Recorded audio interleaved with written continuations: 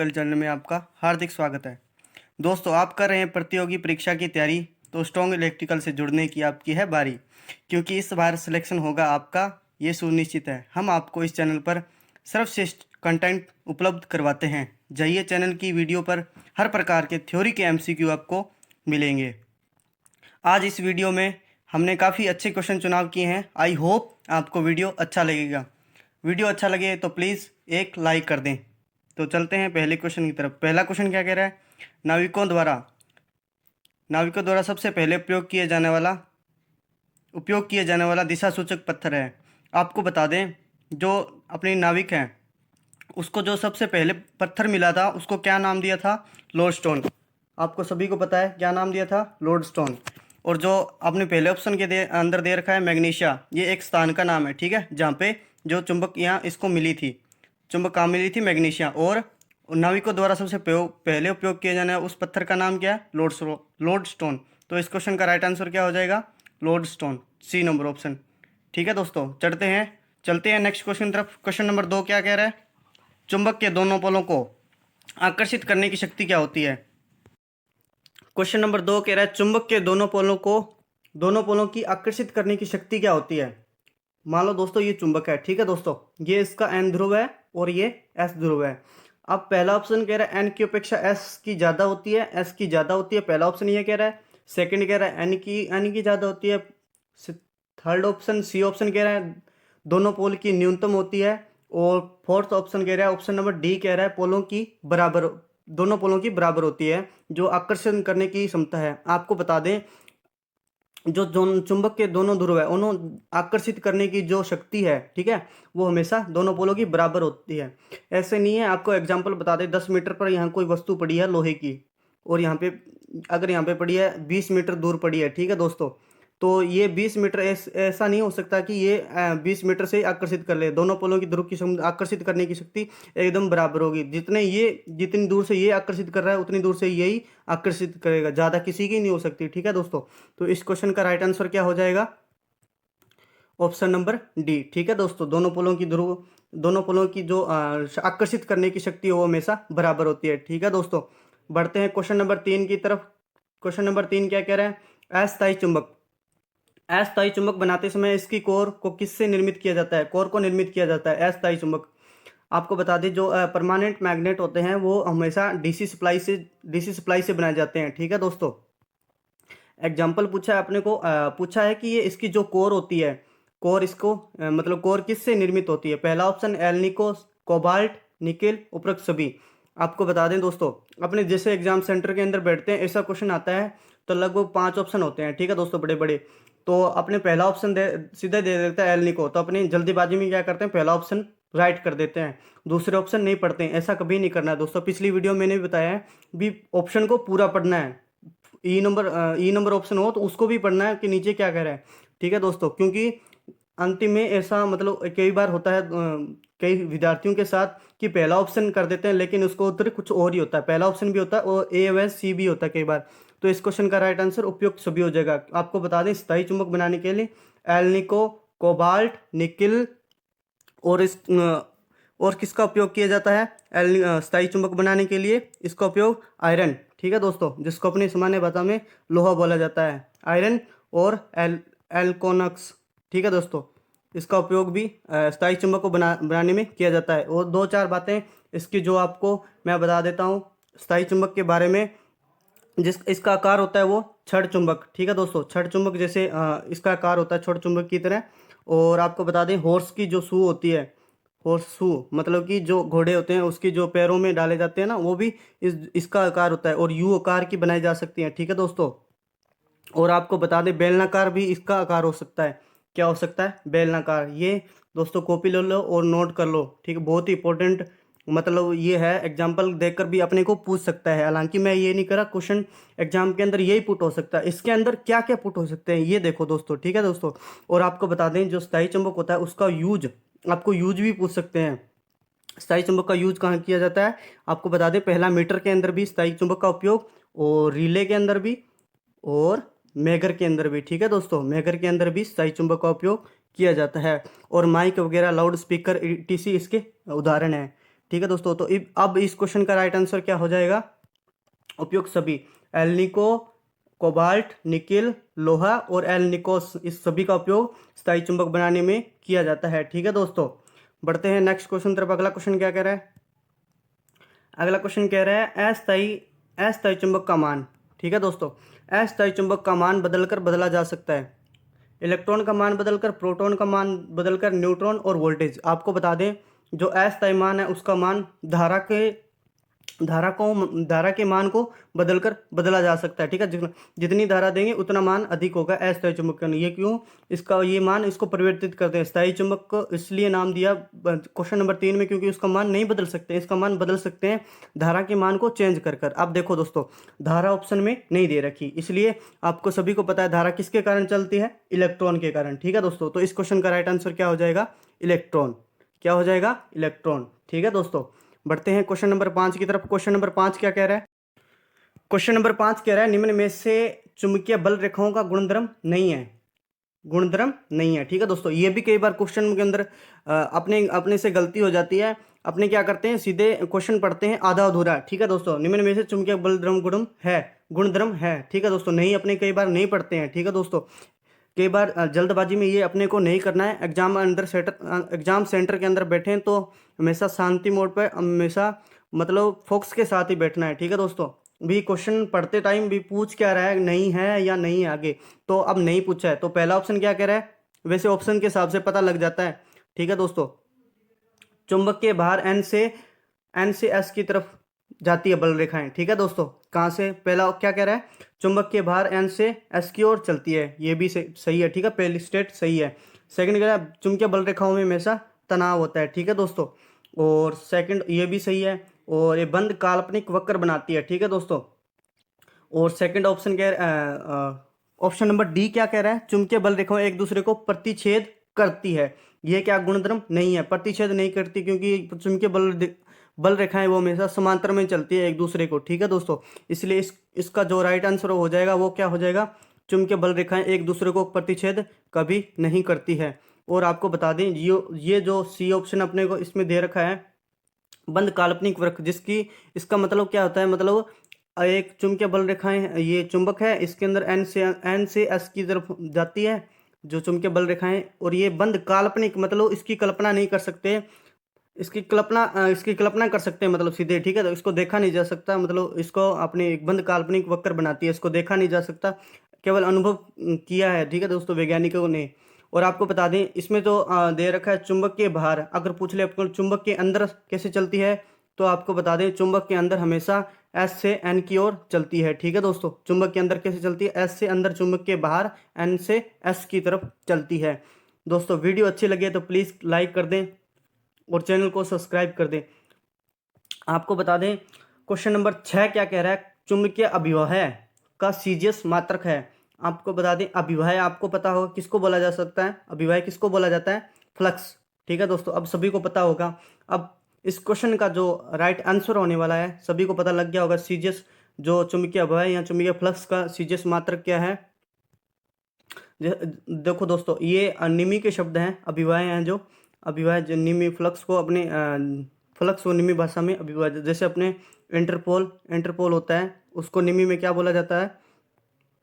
अंतः ध्रुव। ठीक है दोस्तों, अंतः ध्रुव, ये कुछ शब्द हैं जो आपको याद रखने होंगे, अन्यथा इस क्वेश्चन का आप कोई भी क्वेश्चन हो आपको उसका सॉल्यूशन नहीं होगा। ठीक है दोस्तों, इंटरपोल को अंतः ध्रुव और अभिवाह को फ्लक्स बोला जाता है। और आपको बता दें जो चुंबकीय फ्लक्स है उसका पहला ऑप्शन वेबर और मैक्सवेल। आपको बता दें चुंबकीय फ्लक्स है उसका सीजियस मात्रक मैक्सवेल है, और जो इसमें एसआई मात्रक क्या है दे रखा है? जो वेबर। ठीक है दोस्तों, क्या हो जाएगा? वेबर क्या है? चुंबकीय फ्लक्स का एसआई मात्रक है, और सीजियस मात्रक मैक्सवेल है। और आपको बता दूं, आपको पूछा जाए एक वेबर बराबर कितने मैक्सवेल होते हैं? आपको बता दें एक वेबर बराबर 10 की पावर 8 मैक्सवेल होते हैं। ठीक है दोस्तों, और एक मैक्सवेल बराबर पूछ ले तो इसका अपोजिट कर देना, जस्ट उल्टा। एक वेबर बराबर 10 की पावर -8 वेबर होते हैं। ठीक है दोस्तों, एक वेबर बराबर 10 की पावर 8 मैक्सवेल, और एक मैक्सवेल बराबर 10 की पावर 8। ठीक है दोस्तों, और बता दें जो चुंबकीय अभिवाह है इसका जो अभिवाय है इसका क्या है, इसका जो विमीय सूत्र बता दूं आपको, क्या होता है विमीय सूत्र, क्या होता है विमीय सूत्र, MLTI। ठीक है दोस्तों, MLTI, यहाँ पे 2 लगा दो, 2, ये इसका विमीय सूत्र हो जाएगा। ठीक है दोस्तों, और फ्लक्स के बारे में और आपको जानकारी देता हूँ, क्या होता है फाई बराबर बी, जो फ्लक्स घनत्व, चुंबकीय फ्लक्स घनत्व, और इंटू ए, ये इसका फॉर्मूला होता है ज्ञात करने का। बढ़ते हैं क्वेश्चन नंबर 6 की तरफ। क्वेश्चन नंबर 6 क्या कह रहा है, 7, सॉरी सॉरी दोस्तों, क्वेश्चन नंबर 7, क्वेश्चन नंबर 7 कह रहा है चुंबकीय फ्लक्स घनत्व किस कारक पर निर्भर नहीं करता है, प्रवाहित धारा पर, कुंडली की लंबाई पर, क्रोड के पदार्थ पर, कुंडली के चक्रों की संख्या पर। आपको बता दें चुंबकीय फ्लक्स घनत्व, चुंबकीय फ्लक्स घनत्व होता है जो इन सभी कारकों पर निर्भर करता है। ठीक है दोस्तों, प्रवाहित धारा पर भी, कुंडली की लंबाई पर भी, क्रोड का जो पदार्थ है, कोर का पदार्थ है वो कैसा है, कुंडली में चक्र कितने, उन सभी पर निर्भर करता है, और इनमें से कोई नहीं। ऑप्शन नंबर ई दे रखा है, इसलिए इसका राइट आंसर क्या हो जाएगा, इनमें से कोई नहीं। ठीक है दोस्तों, क्योंकि इन सभी पर निर्भर करता है, अपने को दे रखा नहीं करता है, तो ई नंबर इसका राइट आंसर हो जाएगा। और आपको दोस्तों आपको बताना है इस वीडियो में कमेंट करके, जो चुंबकीय फ्लक्स घनत्व होता है इसका एसआई मात्रक, एसआई मात्रक क्या होता है, और सीजीएस मात्रक क्या होता है चुंबकीय फ्लक्स। ठीक है दोस्तों, जो सबसे पहले कमेंट करेगा उसको मैं कमेंट को पिन कर दूंगा। ठीक है दोस्तों, बढ़ते हैं क्वेश्चन नंबर की अगले क्वेश्चन की तरफ। क्वेश्चन नंबर 8, क्वेश्चन नंबर 8 कह रहा है फेरो चुंबकीय पदार्थ, क्या कह रहा है, फेरो चुंबकीय पदार्थ, पेरा चुंबकीय पदार्थ, फेरो चुंबकीय पदार्थ व पेरा चुंबकीय पदार्थ की चुंबकीय प्रवृत्ति होती है। प्रवृत्ति मतलब आपको बता दें, इसको बोला जा सकता है सस्पेबिलिटी। ठीक है दोस्तों, ये इसको बोला जाता है, थोड़ा सा हार्ड नेम है, चुंबकीय प्रवृत्ति। तो फेरो चुंबकीय पदार्थ और पेरा चुंबकीय पदार्थ की चुंबकीय प्रवृत्ति बोली पूछी है, तो फेरो चुंबकीय प्रवृत्ति, फेरो चुंबकीय पदार्थ की जो प्रवृत्ति होती है वो धनात्मक, और पेरा चुंबकीय प्रवृत्ति होती है वो धनात्मक होती है। ठीक है दोस्तों, क्या होती है, पेरो चुंबकीय पदार्थ की, पेरा चुंबकीय पदार्थ की धनात्मक, और फेरा चुंबकीय पदार्थ की भी धनात्मक होती है प्रवृत्ति। और आपको बता दें डाया मैग्नेटिक मटेरियल है, ठीक है दोस्तों, जिसको बोले प्रति चुंबकीय पदार्थ बोले जाते हैं, उसकी चुंबकीय प्रवृत्ति पूछ ले तो उसकी क्या होती है, ऋणात्मक होती है। ठीक है दोस्तों, बहुत ही अच्छा क्वेश्चन है ये एग्जाम के लिए। बढ़ते हैं क्वेश्चन नंबर 9 की तरफ। क्वेश्चन नंबर 9 कह रहा है चुंबकीय क्षेत्र की तीव्रता, चुंबकीय क्षेत्र की तीव्रता का मात्रक बताइए। पहला ऑप्शन कह रहा है ए नंबर ऑप्शन एम्पियर प्रति meter square, second gilbert, C number option कह रहा है हेनरी प्रति मीटर, डी नंबर ऑप्शन कह रहा है एम्पियर टर्न प्रति मीटर। अब आपको सभी पता है, आपको सभी को पता है जो धारा घनत्व होता है, धारा घनत्व का मात्रक क्या होता है, एम्पियर प्रति मीटर स्क्वायर। ठीक है दोस्तों, और आपको बता दें ये गिलबर्ट तो सभी को पता है, सीजीएस मात्रक है किसका, इलेक्ट्रोमोटिव फोर्स का, विद्युत चुंबक वाहक बल, मैग्नेटो मोटिव फोर्स, सॉरी दोस्तों, मैग्नेटिक मोटिव फोर्स का सीजीएस मात्रक है गिलबर्ट। ठीक है दोस्तों, और हेनरी प्रति मीटर, जो हेनरी प्रति मीटर है वो किसका मात्रक है, अभी अपने पिछले वाले क्वेश्चन में देख के गए हैं, चुंबकीय प्रवृत्ति का मात्रक है। ठीक है दोस्तों, चुंबकीय प्रवृत्ति का मात्रक है। और बचा ऑप्शन के अंदर डी नंबर ऑप्शन, तो इसका राइट आंसर क्या हो जाएगा, एम्पियर टर्न प्रति मीटर, ना कि मीटर स्क्वायर आएगा। ठीक है दोस्तों, सीधा मीटर प्रति मीटर। और आपको बता दें चुंबकीय क्षेत्र की जो तीव्रता होती है उसका फॉर्मूला क्या है, ज्ञात करने का, एच से इसको दर्शाते हैं, एच बराबर इससे निकलता है ये फॉर्मूला, इससे निकलता है ये सूत्र। ठीक है दोस्तों, एन इंटू आई अपॉन के अंदर एल, प्रति मीटर आ गया, और एम्पियर टर्न। ठीक है दोस्तों, एम्पियर टर्न प्रति मीटर। ठीक है दोस्तों, चुंबकीय क्षेत्र तीव्रता का मात्रक क्या होगा, एम्पियर टर्न प्रति मीटर। चुंबक में तो यही है दोस्तों, जो अपने डीआरडीओ एग्जाम जो रिसेंटली होने वाला है 6 जनवरी स्टार्ट होकर 2023 में, तो इसी में से लगभग चुंबकीय पूछा जा सकता है चुंबक के अंदर। अगला क्वेश्चन कह रहा है 10 नंबर, आधुनिक विद्युत मशीनों में लीकेज गुणांक क्या मान होता है। आपको बता दें ये तो आंकड़े आपको याद करने, आधुनिक विद्युत की जो मशीनें होती हैं उसमें लीकेज गुणांक का जो मान होता है 1.1 से लेकर 1.5 1.25 तक होता है। ठीक है दोस्तों, मतलब कि ऑप्शन नंबर ए ना जो राइट इसका आंसर हो जाएगा। ठीक है दोस्तों, ये फिक्स आंकड़ा है। आधुनिक विद्युत मशीनों में लीकेज गुणा का मान कितना होता है? 1.1 से 1.25 तक होता है। बढ़ते हैं क्वेश्चन नंबर 11 की तरफ। क्वेश्चन नंबर 11 कह रहा है म्यू मेटल की चुंबकशीलता का मान। क्या कह रहा है? म्यू मेटल एक धातु है जिसको अपने कोर बनाने के उपयोग में किया जाता है। वैसे तो काफ़ी धातु होती है, सिलिकॉन स्टील भी होता है, जिसको एक 4 धातु होती है, जिसमें से एक है म्यू मेटल धातु है, जिसको आप अपने कोर को बनाने में उपयोग में लेते हैं। तो इसमें पूछता है चुंबकशीलता का मान कितना होता है। आपको बता दें जो म्यू मेटल की धातु होती है, इसकी जो चुंबकशीलता का मान होता है वो कितना होता है? 10 की पावर 5। ठीक है दोस्तों, ये इसकी चुंबकशीलता का मान होता है। मतलब कि अपने ऑप्शन नंबर जो ए में दे रखा है वो इसका राइट आंसर हो जाएगा, 10 की घात 5। ठीक है, चुंबकशीलता का मान। और आपको बता दें इसके बारे में, जो आपको डीपली पढ़ना है, तो म्यू मेटल होती है एलॉय धातु या मिश्रित धातु होती है। आपको बता दें जो म्यू मेटल होती है वो किससे निर्मित होती है? लोहा, आयरन बोला जा सकता है, निकिल, तांबा और क्रोमियम। ठीक है दोस्तों, ये लिख लेना कॉपी में, कहीं नहीं मिलेंगे दोस्तों इतने डीपली आपको। और लोहे की मात्रा आपको बता दें अब 19.1%, और निकल की 75.4%, और तांबे की जो मात्रा मिलाते हैं 4% इसमें तांबा मिलाते हैं, और क्रोमियम 1.5%। ठीक है दोस्तों, म्यू मेटल धातु बनाने के लिए इन 4 धातुओं का मिश्रित रूप उपयोग में लेते थे, लोहा, निकेल, तांबा, क्रोमियम। और म्यू मेटल की चुंबकशीलता कितनी होती है? 10 की घात 5।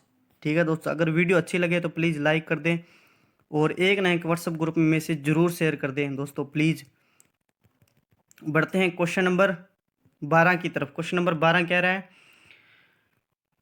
हिस्टेरेसिस वक्र, जिसको अपने बोल सकते हैं BH वक्र, में होता है BH से लैगिंग, HB से लैगिंग, HB से लीडिंग। देखो दोस्तों, अपने को क्वेश्चन जो होता है ना, ऑप्शन के अंदर ही लगभग आंसर पूर्ति होता है। ठीक है दोस्तों, अब देखो इसमें ए नंबर ऑप्शन को छोड़ दो, बी नंबर ऑप्शन और सी नंबर ऑप्शन देखो क्या है।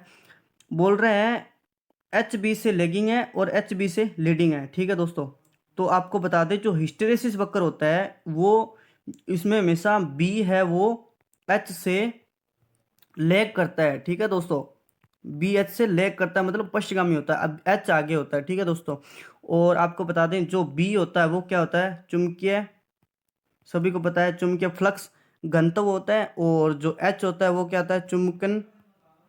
चुंबकीय,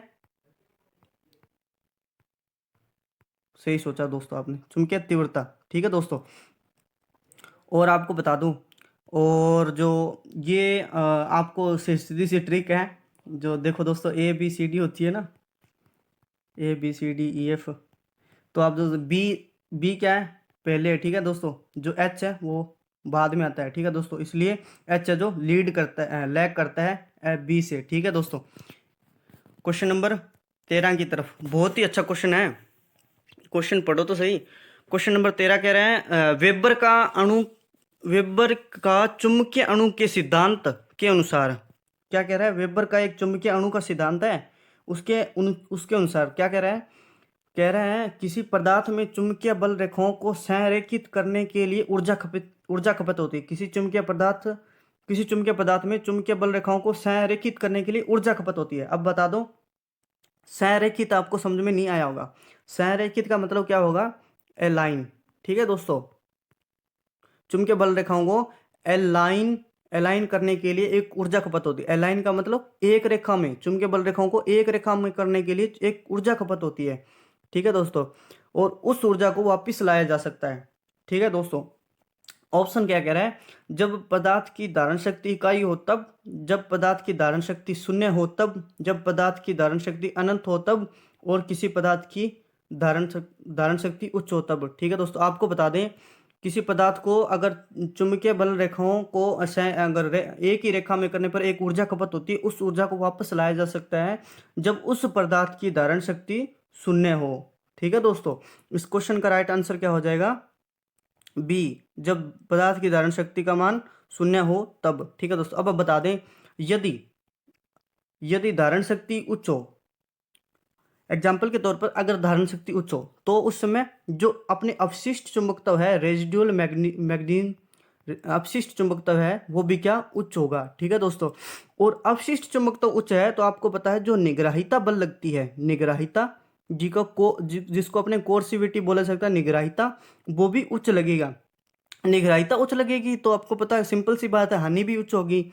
और आपको बता दें अपशिष्ट चुंबकत्व अगर किसी को ना पता है तो अपशिष्ट चुंबकत्व की जो परिभाषा होती है वो कहती है जब अपने किसी किसी पदार्थ को चुंबकीय क्षेत्र में रखते हैं। ठीक है दोस्तों, कोई लोहे का पदार्थ है उसमें चुंबकीय क्षेत्र में रख दिया तो वो क्या है, जो चुंबकीय चुंबकीय क्षेत्र पर रखने पर जो पदार्थ है वो अपने चुंबकीय गुण को अपने अंदर ग्रहण कर लेता है। ठीक है दोस्तों, ग्रहण कर लिया। और आपको बता दें ग्रहण करने पर जो इसमें अपने चुंबकीय क्षेत्र हटा दिया तो उसमें कुछ ना कुछ मतलब जो मैग्नेट चुंबक का है जो उसमें बच जाता है, उसी को क्या अपशिष्ट चुंबकत्व बोलते हैं। और निग्राहिता आपको बता दें, निग्राहिता किसे बोला जाता है, अपशिष्ट चुंबकत्व को हटाने के जो बल है ना, हटाने में लगाएगा बल, उसको निग्राहिता कहते हैं। ठीक है दोस्तों। और ये अपशिष्ट चुंबकत्व का अपने डीसी जनरेटर, स्व उत्तेजित डीसी जनरेटर होते हैं ना, उसके लिए बहुत ही मोस्ट इंपॉर्टेंट। इसके कारण जो सेल्फ स्टार्टेड वो जनरेटर नहीं होगा। ठीक है दोस्तों, अपशिष्ट चुंबकत्व होना बहुत जरूरी है।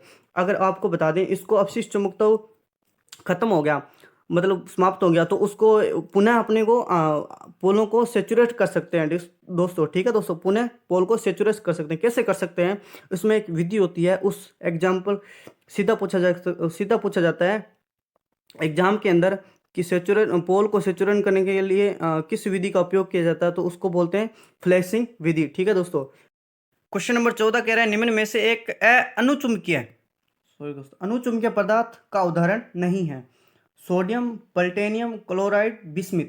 आपको बता दें बिस्मिथ होता है वो किसके अंदर आता है, जी दोस्तों सही सोच रहे हैं, डायामैग्नेटिक मटेरियल, यानी कि प्रति चुंबकीय पदार्थ। आपको बता दें जो बिस्मिथ होता है, मेरी पिछली वीडियो में आपको कई बार मैंने बताया है, जो बिस्मिथ धातु होती है उसकी जो प्रतिचुंबकन प्रबलता है वो सबसे अधिक होती है। ठीक है दोस्तों, एग्जाम के अंदर काफी बार पूछा गया है, बिस्मिथ धातु होती है उसकी जो प्रतिचुंबकन प्रबलता है वो सबसे अधिक होती है। मैंने पिछली वीडियो में काफी काफी गहराई से बताया है। ठीक है दोस्तों, आप जाके देखो पिछली वीडियो में, बहुत अच्छे अच्छे क्वेश्चन मिलेंगे दोस्तों आपको।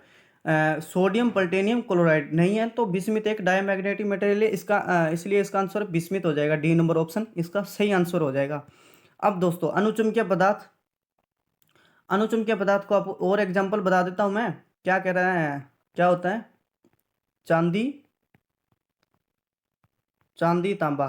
ठीक है दोस्तों, ये इसके और सोडियम, प्लैटिनम, क्लोराइड और भी पढ़ना, और भी एग्जांपल होते हैं। और लोहे चुंबकीय पदार्थ होते हैं उसके बारे में आपको पता है, या चुंबकीय जो लोहे लोहे निकेल, कोबाल्ट, इसके लोहे चुंबकीय पदार्थ की एग्जांपल होते हैं। क्वेश्चन नंबर 15 की तरफ चलते हैं। क्वेश्चन नंबर 15 क्या रहे हैं, एक साइन वेव की लंबाई, बोल रहे हैं एक साइन वेव की लंबाई। ठीक है दोस्तों, एक साइन वेव ज्या तरंग की लंबाई क्या होती है, लंबाई किसके लंबाई होती है, मतलब ठीक है, समय के समानुपाती होती है, वर्ग के समानुपाती, और समय के व्युत्क्रमानुपाती, समय के वर्ग के व्युत्क्रमानुपाती। आपको बता दें जो साइन वेव की लंबाई होती है वो समय के व्युत्क्रमानुपाती होती है। ठीक है दोस्तों, आपने कभी नहीं पढ़ा होगा क्वेश्चन ये पहले, तो मैं आपको बता देता हूँ साइन वेव की जो लंबाई होती है जो व्युत्क्रमानुपाती होती है किसके, समय के। ठीक है दोस्तों, व्युत्क्रमानुपाती ना देकर इसको और भी अपने ऑप्शन दे सकता है, क्या बोल सकते हैं इसको, रेसिप्रोकल। ठीक है दोस्तों, क्या बोल सकते हैं, रेसिप्रोकल या इन्वर्सली प्रोपोर्शनल। ठीक है दोस्तों, बढ़ते हैं क्वेश्चन नंबर 16 की तरफ। ये तो सिंपल सा क्वेश्चन है, सभी को आता होगा ना। एक चक्कर में खालिस्तान बार मान परिवर्तित होता है, 1 2 3 4। आपको बता दें एक चक्कर में हमेशा 4 बार मान परिवर्तित होता है। ठीक है दोस्तों, कहाँ कहाँ का परिवर्तित होता है, एक तो देखो ये है पीक वैल्यू और ये है नेगेटिव की पीक वैल्यू, ये पॉजिटिव की पीक वैल्यू और ये नेगेटिव की पीक वैल्यू। यहाँ पे मान परिवर्तित होगा और यहाँ पे। ठीक है दोस्तों, और आपको बता दें एक ये जीरो वैल्यू है और ये जीरो वैल्यू है, तो यहाँ पे मान परिवर्तित होगा और यहाँ पे मान परिवर्तित होगा। ठीक है दोस्तों, तो एक चक्कर में हमेशा 4 बार मान परिवर्तित होता है, एक 2 पीक वैल्यू पर और 2 जीरो वैल्यू पर। ठीक है दोस्तों, 2 बार जीरो और 2 बार पीक पर। क्वेश्चन नंबर कह रहा है बारंबारता का मात्रक क्या होता है। नया क्वेश्चन है। बारंबारता आवर्ती को बोला जाता है।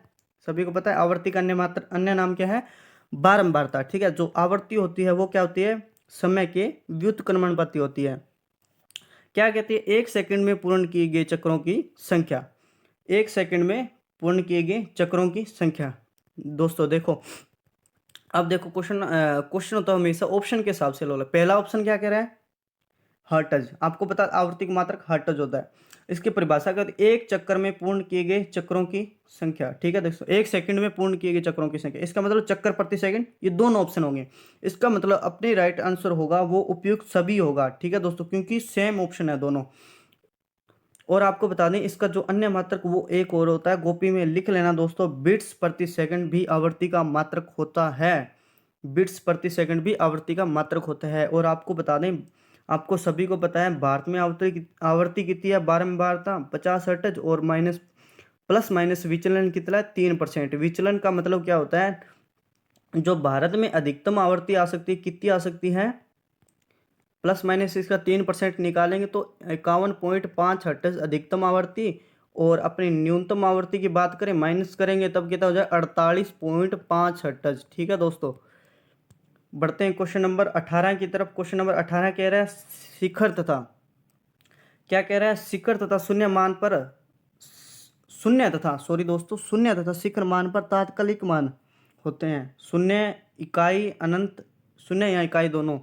तात्कालिक मान की वैल्यू तात्कालिक मान आपको बता दें उसकी परिभाषा क्या होती है। तात्कालिक मान की जो परिभाषा होती है वो क्या होती है, किसी भी क्षण लिया गया मान। ठीक है दोस्तों, अगर यहाँ पे ले लिया मान तो भी तात्कालिक मान, यहाँ पे किसी भी क्षण लिया गया मान क्या कहलाता है, तात्कालिक मान कहलाता है। अब दोस्तों आपको बता दें, अब ये पूछ रहा है अपने को शून्य तथा शिखर पर तात्कालिक मान हमेशा क्या होता है। तो आपको बता दें शून्य तथा शिखर मान पर तात्कालिक मान की अपनी गणना करते हैं तो नहीं की जा सकती। ठीक है दोस्तों, इसलिए इसका मान हमें अनंत माना जा सकता है। शून्य तथा दो कंडीशन के अंदर शिखर तथा शिखर मान पर तात्कालिक मान कितना होता है, अनंत होता है। इसकी गणना नहीं की जा सकती है। ठीक है दोस्तों, जैसे अपने एग्जाम्पल के तौर पर देख लो, आसमान में तारे कितने हैं, तो अपने क्या बोलते हैं, अनंत है। ठीक है दोस्तों, क्या बोलते हैं, अनंत है। क्यों, क्योंकि इसमें गणना नहीं की जा सकती, इसलिए भी, क्योंकि इसलिए तात्कालिक मान की गणना शून्य तथा शिखर पर नहीं की जा सकती, इसलिए अनंत हो गया। ठीक है दोस्तों, तो सब वीडियो अच्छी लगे तो प्लीज़ लाइक कर दें। क्वेश्चन नंबर 19 कह रहे हैं प्रभावी मान की तुलना की जाती है उत्पन्न ऊष्मा से, आवेश हस्तांतरण से, उत्पन्न धारा से, उत्पन्न वोल्टेज से। प्रभावी मान, अब आपको बता दें, आपको प्रभावी मान का जो अन्य नाम होता है वो आपको याद होना चाहिए। ठीक है दोस्तों, सभी को याद होगा। ये तो हम ITI में भी हमको रटा देते हैं, RMS वैल्यू क्या होती है। ठीक है दोस्तों, क्या होती है, RMS का फुल फॉर्म लिख के बताना कमेंट के अंदर। ठीक है दोस्तों, क्या होती है, और हिंदी में इसको बोला जा सकता है वर्ग माध्य मूल मान। क्या बोला जा सकता है, वर्ग माध्य मूल मान। तो RMS जो वैल्यू होती है उसकी तुलना हमेशा उत्पन्न ऊष्मा से की जाती है। और आपको बता दें औसत मान होता है जो, उसकी तुलना आवेश हस्तांतरण से की जाती है। तो अब इस क्वेश्चन का राइट आंसर क्या आ जाएगा, उत्पन्न ऊष्मा से। प्रभावी मान की तुलना उत्पन्न ऊष्मा से की जाती है।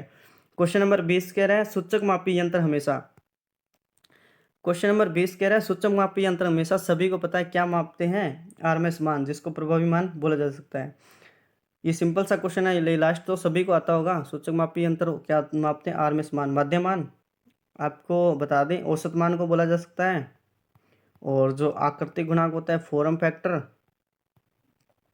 जिसका मान लगभग 1.11 होता है, क्रेस्ट फैक्टर जिसको पीक फैक्टर बोलते हैं, √2 इसका मान होता है। ठीक है दोस्तों, लगभग। तो वीडियो कैसी लगी कमेंट करके बताना है, वीडियो कैसी लगी प्लीज़ लाइक कर दें और अपने दोस्तों को इसको ज़रूर फॉरवर्ड कर दें। धन्यवाद।